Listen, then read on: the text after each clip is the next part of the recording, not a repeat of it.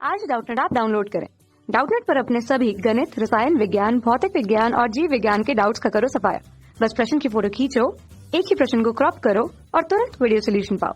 अभी डाउनलोड करें। हेलो दोस्तों, तो इस प्रश्न में हमें दिया गया है कि एक न्याय सिक्का और एक अभिनित पासा को एक साथ उछाला गया। माना ए घटना सिक्के पर चित प्रकट होना है और बी घटना पासे पर तीन प्रकट होना है को निरूपित करती है। तो निरीक्षण कीजिए कि घटनाएं ए और बी स्वतंत्र हैं या नहीं है। तो हमें दो घटनाएं ए बी दी गई हैं, जिसमें पहली घटना है कि सिक्के पर चित प्रकट हो रहा है और दूसरी घटना है कि पासे पर तीन प्रकट हो रहा है। तो हमसे ये पूछा गया है कि ये दोनों घटनाएं आपस में स्वतंत्र हैं या नहीं है, हमें ये बताना है। तो चलिए देखते हैं। अगर एक सिक्का और दो पासे एक साथ फेंके जाएं तो कुल कितने परिणाम आएंगे? सिक्का व पासा एक साथ फेंकने पर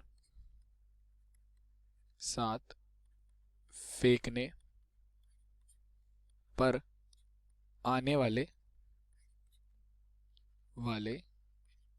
परिणाम। तो ऐसे कितने परिणाम है जो सिक्का और पासा एक साथ फेंकने पर आएंगे?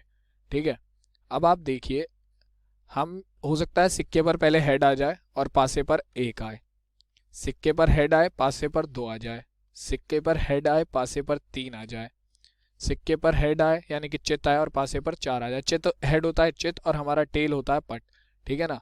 तो सिक्के पर चित आए और पासे पर पांच आ जाए, इसी प्रकार सिक्के पर चित आए और पासे पर छह आ जाए। अब पासे पर छह से ज्यादा तो आ नहीं सकता, तो अब हमारे कौन से परिणाम आ सकते हैं कि सिक्के पर तो हमारा पुच्छ आ जाए यानी कि टेल आ जाए यानी कि पट आ जाए, और पासे पर एक आए। तो इसी प्रकार हमारे अब जब सारे मतलब टेल आएंगे और सारे पासे पर कोई भी संख्या आ सकती है छह संख्याओं में से, तो ये हो जाएगा टेल के साथ चार आ जाए, टेल के साथ पांच आ जाए और टेल के साथ छह आ जाए। तो कुल कितने परिणाम हो गए हमारे पास? ऐसे 12 परिणाम हमारे पास कुल हो गए हैं। ठीक है, तो हमारे पास कुल 12 परिणाम हो गए हैं। अब हमसे घटना ए में क्या कहा गया था?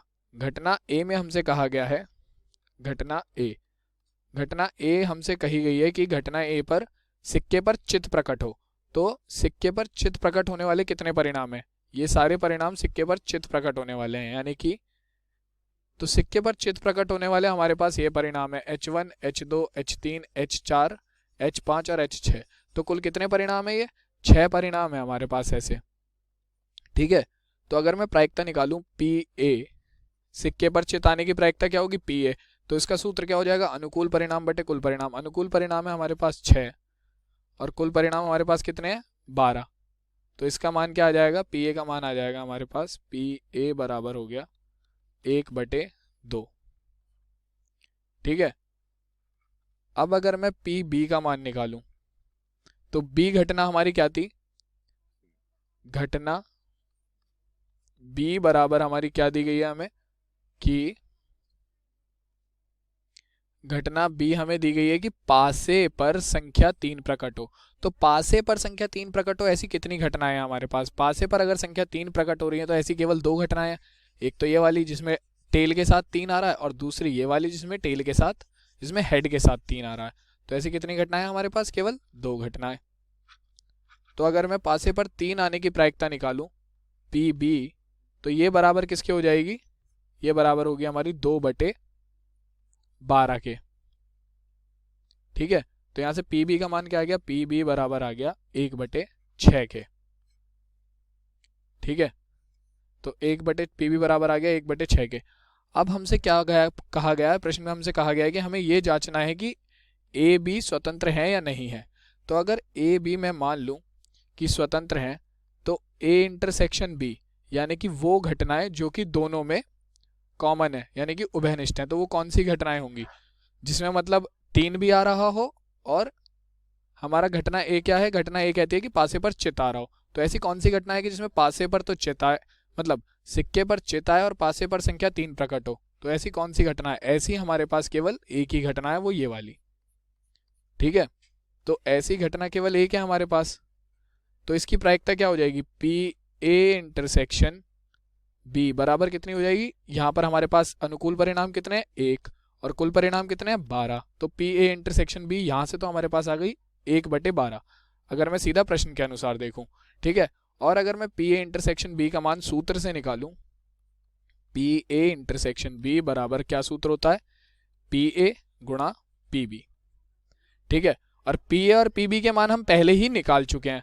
तो पी ए का मान क्या है, पी ए का मान है हमारा 1/2 गुणा पी बी का मान क्या है, पी बी का मान है हमारा 1/6। तो यहां से पी ए इंटरसेक्शन बी क्या आ जाएगा, पी ए इंटरसेक्शन बी हमारा बराबर आ जाएगा 1/12 के। ठीक है, तो अब हम देख सकते हैं कि हमारे पी ए इंटरसेक्शन बी का दोनों जगह मान क्या आ रहा है, बराबर आ रहा है। तो हम यहां लिखेंगे अतः घटना ए व बी स्वतंत्र घटनाएं हैं। तो ये हमारे इस प्रश्न का क्या हो जाएगा, उत्तर। कक्षा 6वीं से 12वीं से लेकर नीट, IIT, JEE वो एडवांस के लेवल तक 1 करोड़ से ज्यादा छात्रों का भरोसा। आज ही डाउनलोड करें डाउटनेट ऐप या व्हाट्सएप करें अपने सारे डाउट्स 8400 400 400 पर।